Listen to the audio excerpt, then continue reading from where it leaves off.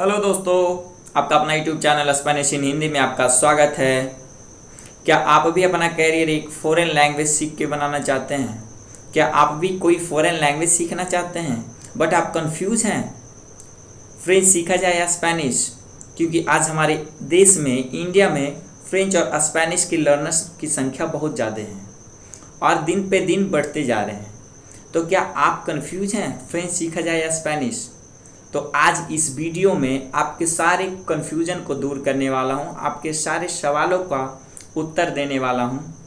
तो चलिए वीडियो को स्टार्ट करते हैं। वीडियो को स्टार्ट करने से पहले मैं आपसे एक रिक्वेस्ट करना चाहता हूं, अगर मेरे चैनल पे न्यू है तो चैनल को सब्सक्राइब करें, मेरे वीडियो को लाइक करें, वीडियो को अपने दोस्तों के साथ शेयर करें और बेल आइकन को दबाना ना भूलें। धन्यवाद।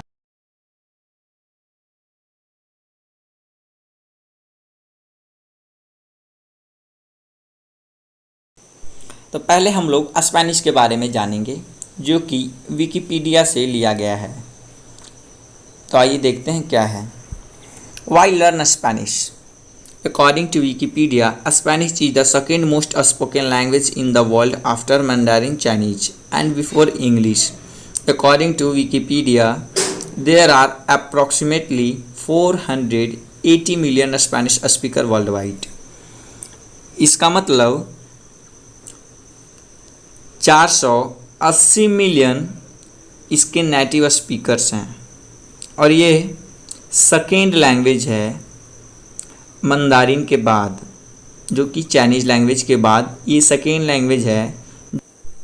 चलिए एक और आंकड़े को देखते हैं। Spanish is spoken by more than 559 million people globally. Of those 416 million are native speakers, making Spanish the language with the second largest population of native speakers in the world. Mandarin holds the top title. मतलब ये Spanish language जो है 559 million लोगों के द्वारा पूरे विश्व में बोले जाते हैं, जिसमें 460 मिलियन नेटिव स्पीकर्स हैं।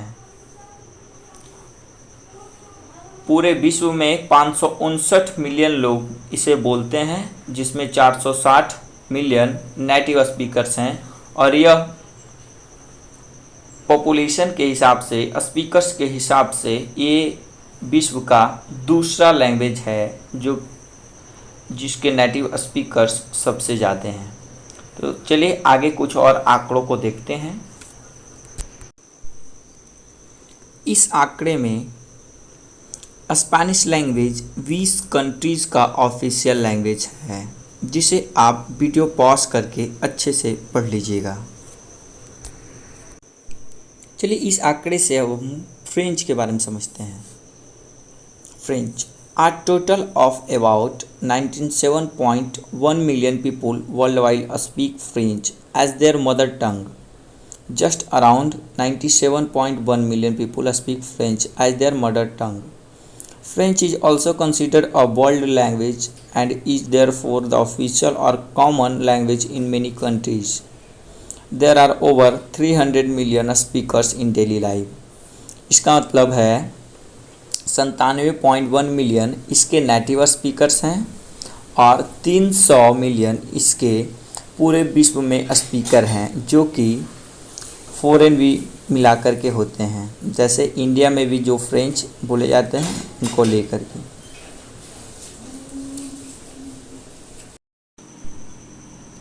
फ्रेंच 29 कंट्रीज़ का ऑफिशियल लैंग्वेज है।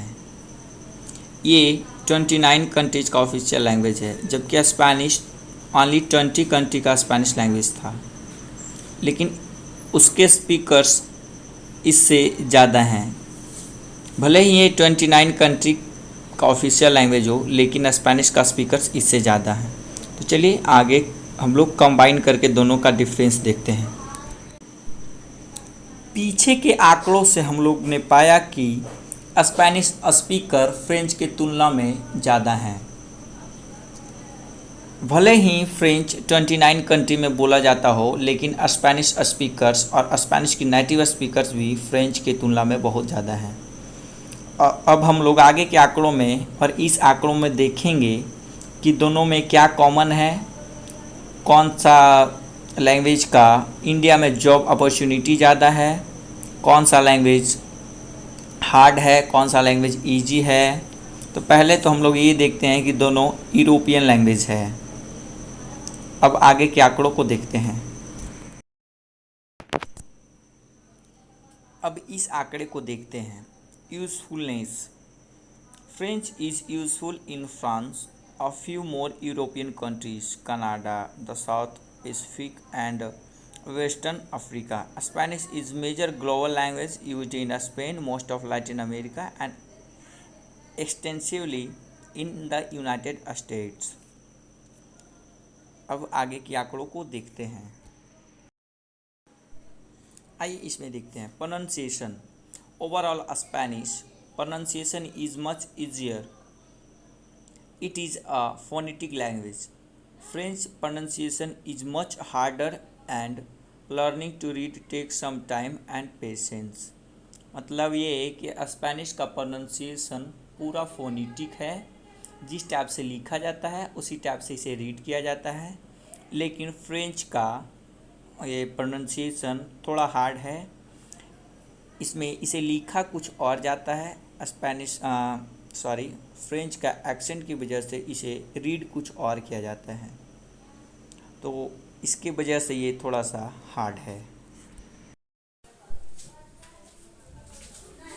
आइए इस आंकड़े से हम एक फॉरेन लैंग्वेज सीखने के बाद हम अपने इंडिया में, अपने देश में क्या जॉब कर सकते हैं, हमें क्या जॉब मिल सकती है, क्या क्या का जॉब हम कर सकते हैं एक फॉरेन लैंग्वेज सीखने के बाद।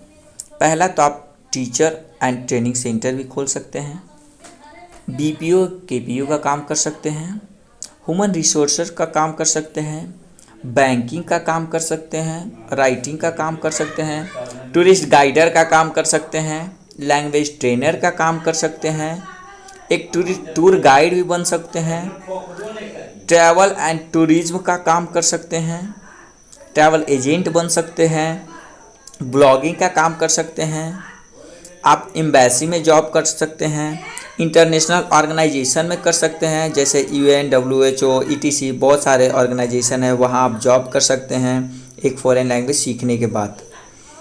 अब देखते हैं स्पेनिश का क्या जॉब है इंडिया में और फ्रेंच का क्या जॉब है। ये तो एक फ़ॉरेन लैंग्वेज का जॉब हुआ, और स्पेनिश और फ्रेंच का इंडिया में जॉब क्या है वो देख सकते हैं।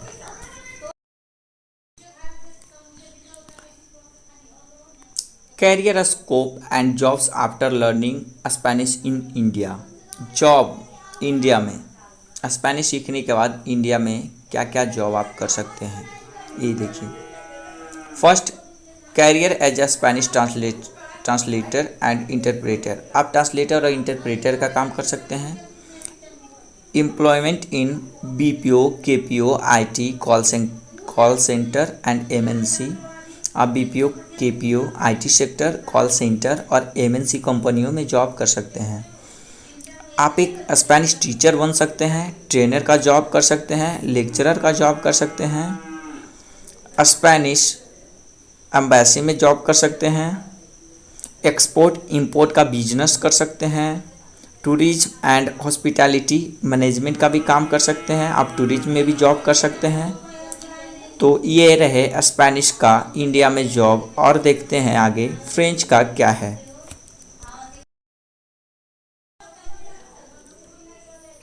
Career option after learning French in India. इस आंकड़े में हम इंडिया में फ्रेंच लैंग्वेज की जॉब हम क्या कर सकते हैं, क्या क्या कर सकते हैं जॉब इंडिया में आफ्टर लर्निंग फ्रेंच।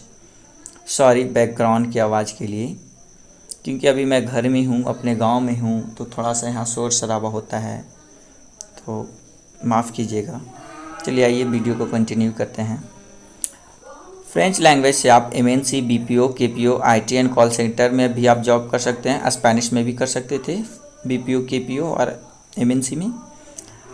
एक फॉरेन एम्बेसी में आप काम कर सकते हैं, ट्रांसलेटर इंटरप्रेटर का काम कर सकते हैं, ट्रैवल एंड टूरिज्म में काम कर सकते हैं, हॉस्पिटैलिटी इंडस्ट्री में काम कर सकते हैं, corporate trainer and teacher lecturer के रूप में आप काम कर सकते हैं, एक्सपोर्ट इंपोर्ट का काम कर सकते हैं। मतलब जो आप स्पेनिश सीखने के बाद कर सकते हैं वो आप फ्रेंच सीखने के बाद भी कर सकते हैं। मतलब दोनों का काम इंडिया में सेम है।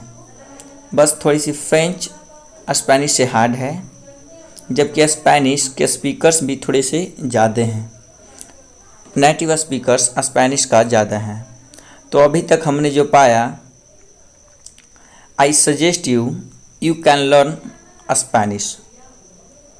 लेकिन अब आप इस आंकड़ों को देखकर आप अपने आप को खुद सजेस्ट कर सकते हैं।